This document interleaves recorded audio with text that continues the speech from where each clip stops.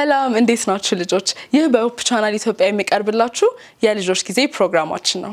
በዛሬው ዝግጅታችን እናንተን ያስተምራሉ ብለን የያዝናቸውን ፕሮግራም ዛሬም ደግሞ ይዘንላችሁ መተናል። አብራችሁን እንድትሆኑ እንጋብዛችኋለን። በዛሬው ዝግጅታችን የተለያዩ ፕሮግራሞችን ለእናንተ ይዘን መተናል። ከዚህ በመቀጠል የመዝሙርና የሰንበት ትምህርት ጊዜያቶችን ተከታትለን እንመለሳለን። አብራችሁን ቆዩ።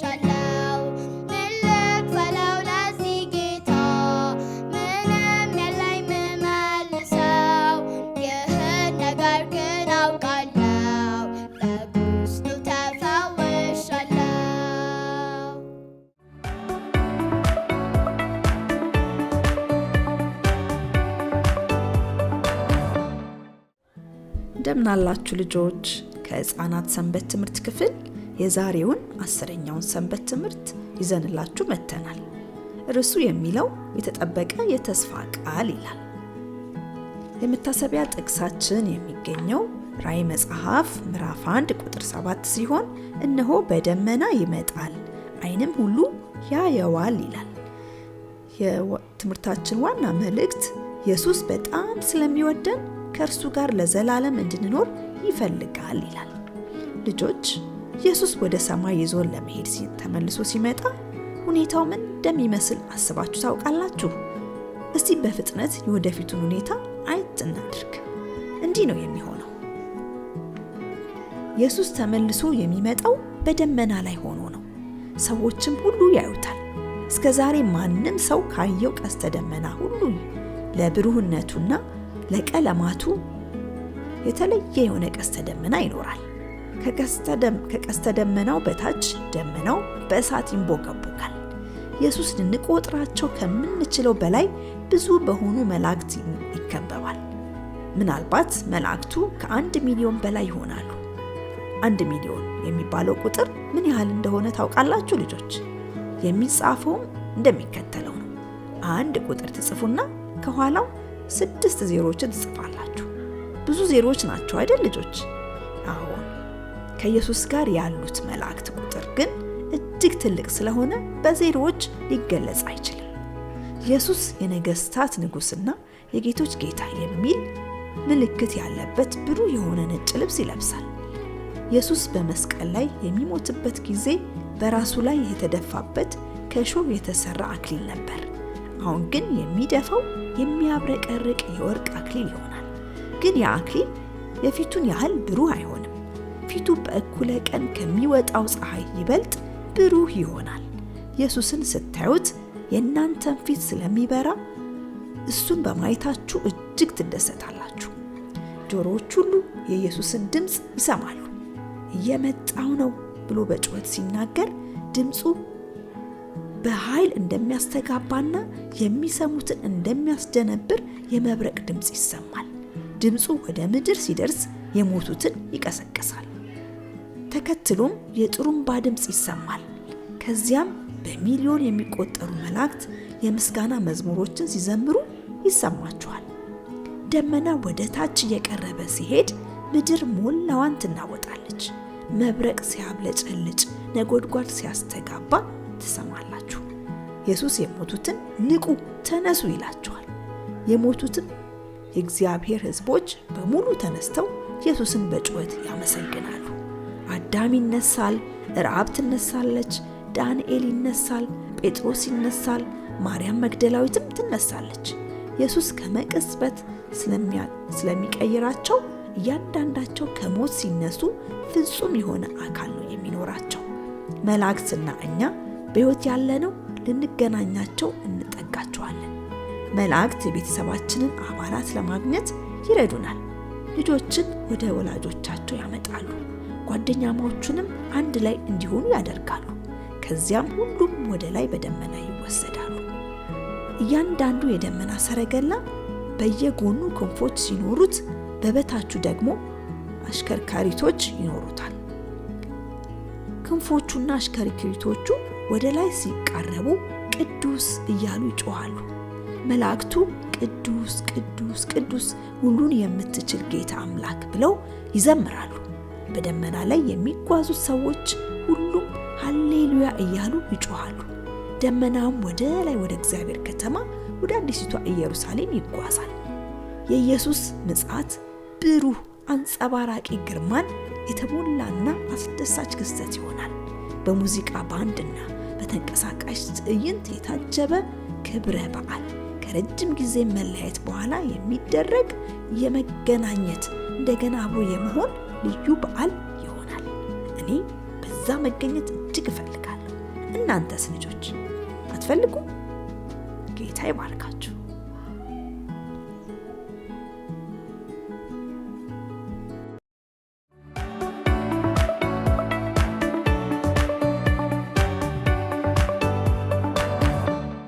ተመልሰን መተናል። እንዴት ነበር ልጆች? በጣም ብዙ ዕውቀቶችን፣ አዳዲስ ትምህርቶችን እንዲሁም ደግሞ የማታውቋቸውን መዝሙሮች እንደተለማመዳችሁ ተስፋ እናደርጋለን። አሁንም እናንተን ያስተምራሉ፣ አዲስ ዕውቀትም ደግሞ ታገኙበታላችሁ ብለን ያሰብነውን የተለየ ፕሮግራም እንዲሁ ደግሞ ይዘን እንቀጥላለን። ከዚህ በመቀጠል ደግሞ ልጆች አዳዲስ ታሪኮችን እንዲሁም ደግሞ እስከዛሬ ሰርታችሁ ወይም ደግሞ በልታችሁ የማታውቁትን የምግብ አዘገጃጀት ይዘን መተናል። ይህንም ተከታትለን እንመለሳለን። የትም እንዳትሄዱ፣ አብራችሁን ቆዩ።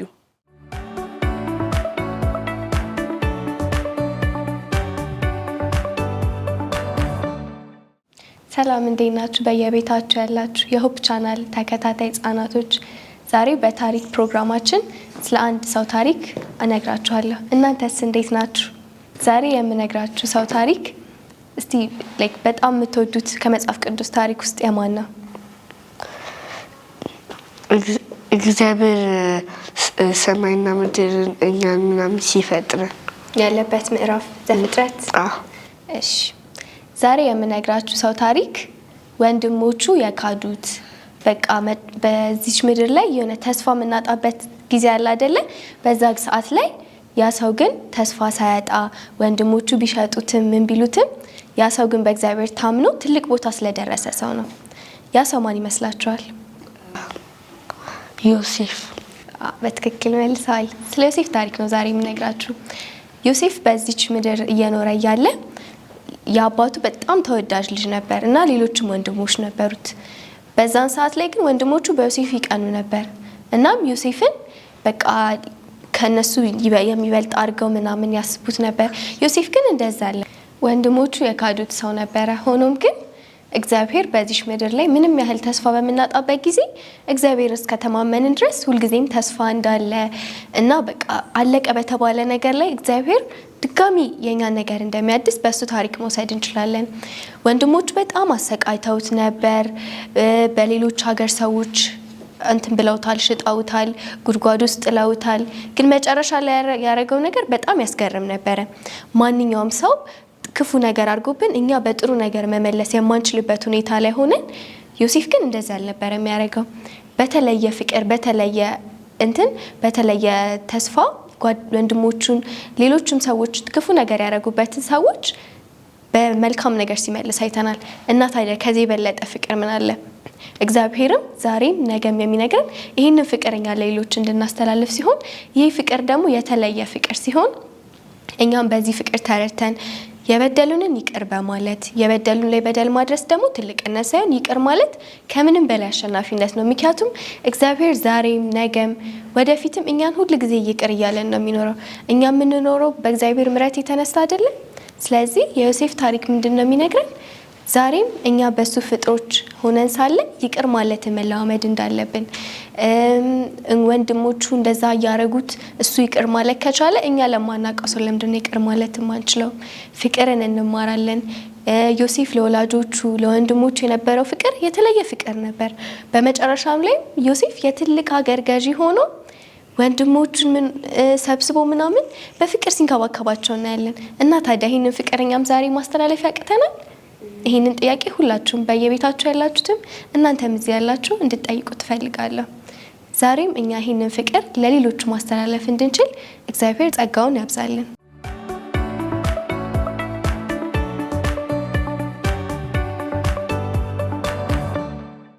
ሰላም ሰላም ልጆች እንዴት ናችሁ?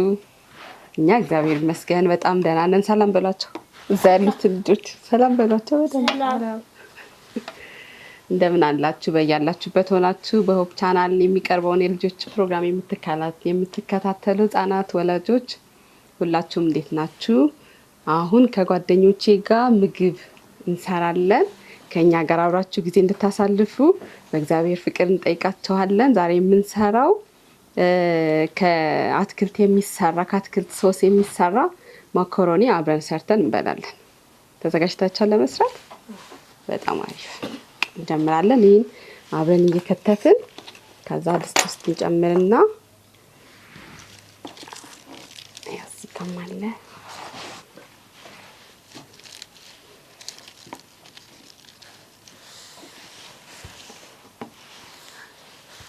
እጃችሁን እየተጠነቀቃችሁ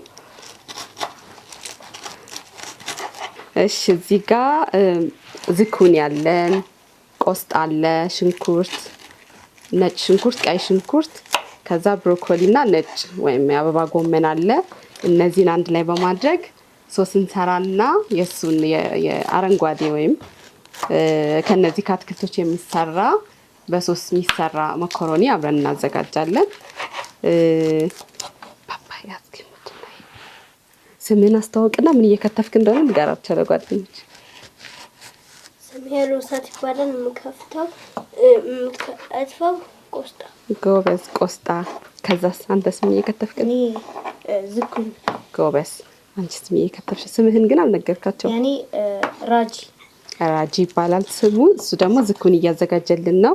ያንቺስ ምንድነው? ዝኩኒ። ስምሽ ማን ነው? ማሪንዶስ ትባላለች። እሷም ዝኩኒ እየከተፈችልና ስንከትፍ ግን እጃችን በጣም መጠንቀቅ አለብን። እሺ፣ ከስር እጃችን እንዳይሆን ከላይ እጃችን አድርገን ቀስ እያደረግን እንከትፋለን። በቃ አመሰግናለሁ። ይበቃናል። ከዛ እዚህ ጋር ያሉት ደግሞ ሌሎቹ የተከተፉ ስለሆኑ አንድ ላይ አድርገን እንቀቅላቸዋለን። ትንሽ ቀቅለን እናወጣና ከዛ እንፈጨዋለን በጁስ መፍጫ። እዚህ ጋር ጨምሩልኝ። አይዞ ሁሉንም አንድ ላይ አድርገን እንቀቅላለን።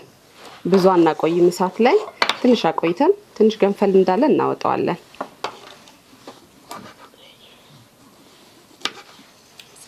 በቃ እሱን እንጨምራለን። በቃ ለአሁኑ ይበቃናል። እሺ፣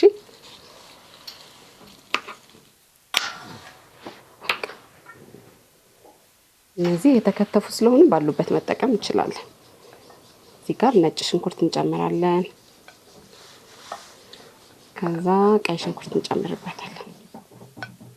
አትክልት በልቶ የሚያቅሳው እስቲ ከናንተ በልተህ ታውቃለህ? ምንድነው የምትወደው? ደስ የሚል አትክልት ስትበላ? ሰላጣ በጣም ትወዳለህ? እሺ፣ አንተስ? ሰላጣ ነው የምትወደው? ኧረ ጎበዞች። አንቺስ ምንድነው የምትወጂው? ከአትክልት በጣም የምትወጂው? ቢላ እንደዚህ እናስቀምጣለን። እሺ፣ ምንድነው ከአትክልት የምትወጂው? ካሮት ነው? ቀይ ስር ነው? ድንች? ካሮት ትወጃለሽ? በጣም አሪፍ ጎበዞች።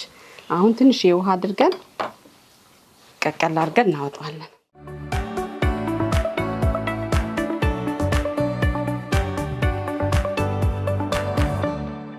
እሺ ልጆችዬ ይኸው ቅድም የጣድነው በስሎልናል። ትንሽ እሳት ላይ እንዳቆየ እናወጣዋለን። ብዙ አናበስለውም።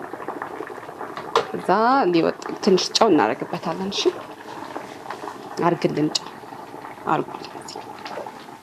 ከፍ እጅህ እንዳያቃጥለ ትንሽ ጨምሩበት። በቃ አመሰግናለሁ። ከዛ እናወጣውና በጁስ መፍጫ ፈጭተን ከዛ እንሰራበታለን ማለት ነው።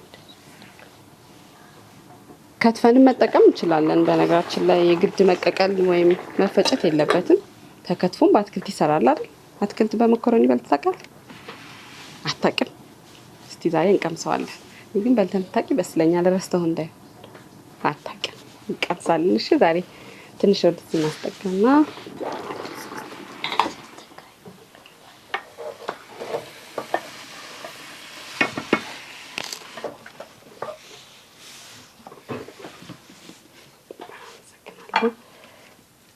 ጁስ መፍጫችን የታጠበ ነው። ታጥቦን የመጣው እጃችንም ታጥበን የጀመርነው ምግብ ከመስራታችን በፊት ሁሉ ጊዜ እጃችንን መታጠብ መርሳት የለብንም። እዚህ ውስጥ ያሉትን ታስታውሳላችሁ አይደል? ምን እንደጨመርን ምንድን ነው የጨመርነው? እስቲ ንገሩኝ ድጋሚ። ለልጆች ብሮኮሊ 1፣ ከዛስ ዝኩኒ ያለ 2፣ ነጭ ሽንኩርት በጣም ጎበዞች፣ ቀይ ሽንኩርት አለው፣ ቆስጣ አለው። አንድ ይቀራል የመጨረሻ ነጭ ምንድነው አበባ ጎመን አይደል የሚባለው? እሱን የጨመርነው።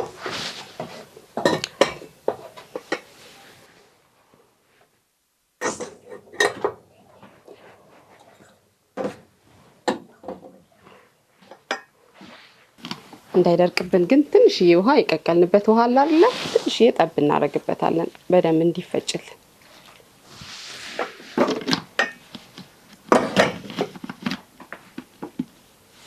እሺ እንፈጨዋለን። አሁን እያጠፋን ድጋሚ እስቲ በተራ በተራ ከዛ ደግሞ እሱም መፍጨት አለበት። እንደገና እስቲ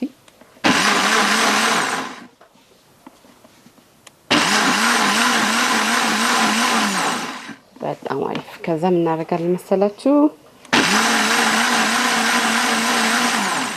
የሚበቃው ይመስለኛል። እስቲ ሊያው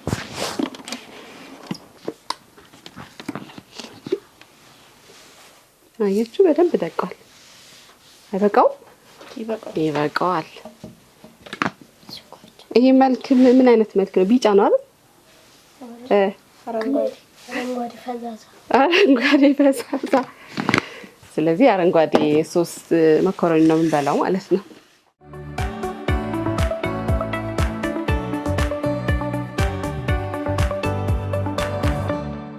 በጣም አሪፍ። አሁን ደግሞ የቅድም እዚህ ጋር የፈጨነው አለ።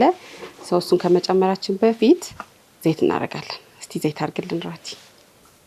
ዘይት ደግሞ ሲበዛ ለጤና ጥሩ አይደለም አይደል? ትንሽ ዘይት እናደርግበትና ከዛ ዘይት እንዳይበዛብን ከዛ ምን እናደርጋለን? ቅድም ያየነው እዛ ጋር ያለው ቅመም ምን ነበር የነገርኳችሁ? ምን ነበርስ? ምንድነው? ድንብላልና ቁንዶ በርበሬ እንጨምርበታለን እዚህ ላይ። በቃ ይበቃል። ነጭ ሽንኩርት፣ ቀይ ሽንኩርት ሁሉም አብሮት ስለተፈጨ ቀጥታ ሶሱን መጠቀም እንችላለን።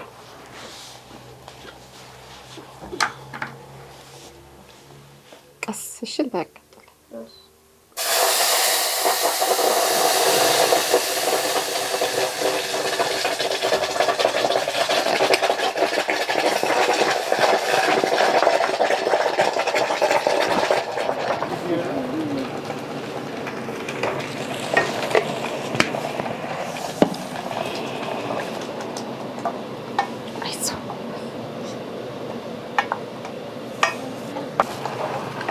ነጭ ሽንኩርት ምን እንደሚጠቅም ታውቃለህ? ተጠቅማ አታውቅም? ነጭ ሽንኩርት ለጉንፋን ይጠቅማል አይደል? ጉንፋን ሲይዘን በብዙ መንገድ ነጭ ሽንኩርት መጠቀም እንችላለን። ሌሎችም በጣም ብዙ ነገሮች አሉ እዚህ ውስጥ የጨመርናቸው በጣም ብዙ ጥቅም አላቸው። እሺ ሁሉ ጊዜ መብላት አለብን። ምሳቃ ትምህርት ቤት ስንወስድ፣ ቤት ምግብ ስንበላ፣ መክሰስ ይሰራልን ከአትክልት ጋር ቢሰራ ይጠቅመናል ለጤናችን። እያንዳንዳቸው ለሌላ ቀን ስንሰራ ምን እንዳለባቸው ለጓደኞቻችን በቴሌቪዥን ለሚያዩ ጓደኞቻችን ነግራቸዋለን። ዛሬ ግን እነዚህ ሁሉም ለጤና እንዲጠቅሙን አድርጎ እግዚአብሔር የሰራቸው ምግቦች ስለሆኑ ሁሉ ጊዜ መጠቀም መቻል አለብን። እስቲ ጨው አልጨመርንም መረስከናል። ትንሽ ጨው ቅድም ስለጨመርን ትንሽ ጨው እንጨምራለን።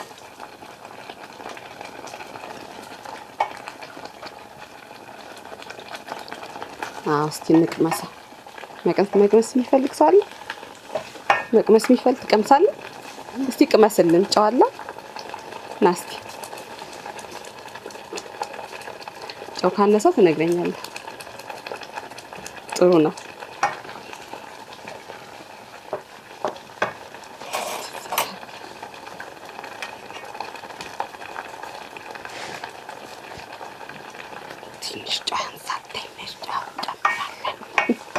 ትንሽ ጨው እንጨምራለን። እሺ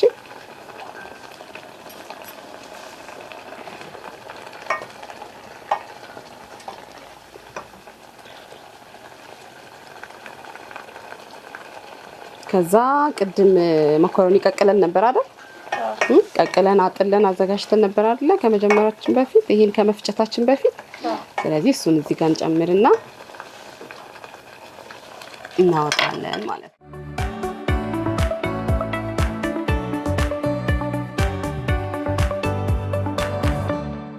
ሶሳችን በስሏል። አያምርም? ምን ከለር ነው ቅድም ያደረችኝ የነበረው? አረንጓዴ ከለር። ስለዚህ አረንጓዴ ማካሮኒ ነው የምንበላው ዛሬ ማለት ነው። እዛ ጋር ቅድም ያጠልነው ፓስታ አለ፣ ማካሮኒ አለ። አምጣልንና እንጨምረዋለን።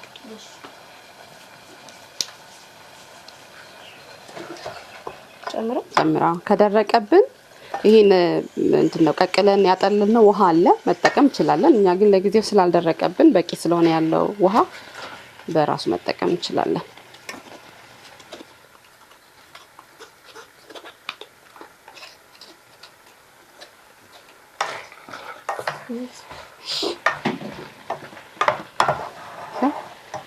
አታስና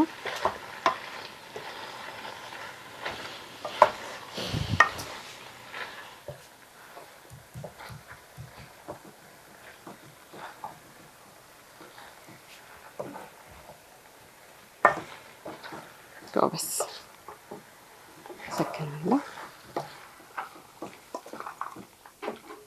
በጣም አሪፍ ነው። ደርሷል ምግባችሁ። ከዛ አሁን ደግሞ አብረን እንቀምሳለን ማለት ነው። እዚህ ጋር እናወጣና አብረን እንቀምሳለን።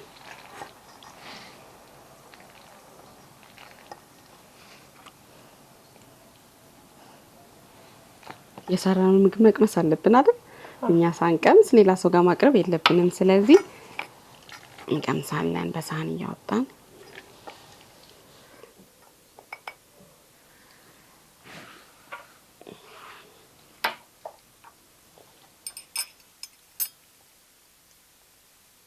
ለቤታችሁ ስትሰሩ ሌላ ማንኛውንም አይነት አትክልት መጠቀም ይቻላል።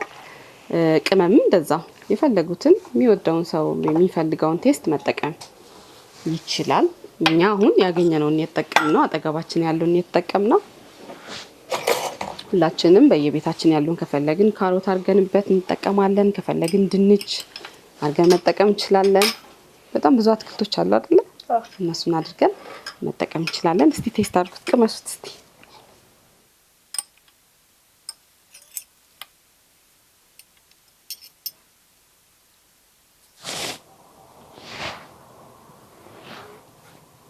በጣም ይጣፍጥ ይመስለኛል።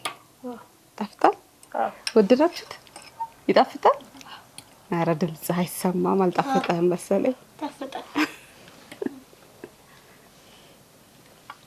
በጣም አሪፍ። ህፃናቶች በየቤታችሁ ያላችሁ ይሄን ሞክራችሁ ሀሳብ እንድትሰጡን ከእናትና ከአባቶቻችሁ ጋር አብራችሁ ካለ ሰው ጋር አብራችሁ ሆናችሁ በቤታችሁ እንድትሰሩ በፍቅር እንጠይቃችኋለን። ስንሰራ ግን በጣም መጠንቀቅ አለብን። እሳት ጋር ስንቀርብ ከትልቅ ሰው ጋር መቅረብ አለብን። ለብቻችን ምናልባት እሳት ስንለኩስ ሊያቃጥለን ይችላል። ወይም ደግሞ ድስቱም እንደዛው አይደለ፣ ዘይትም ቢሆን ሊያቃጥለን ስለሚችል እሳት ጋር ስንቀርብ ለብቻችን መሆን የለበትም አይደል? ስለዚህ ልጆች ከታላላቅ እህቶቻችሁ ወንድሞቻችሁ ጋር ወይም ደግሞ ከወላጆቻችሁ ጋር ሆናችሁ በቤታችሁ ሰርታችሁ እንድትሞክሩን ጠይቃችኋለን። ለዛሬ ያዘጋጀነው ፕሮግራም ይሄን ይመስላል። እናመሰግናለን። መልካም ጊዜ። እግዚአብሔር ይባርካችሁ።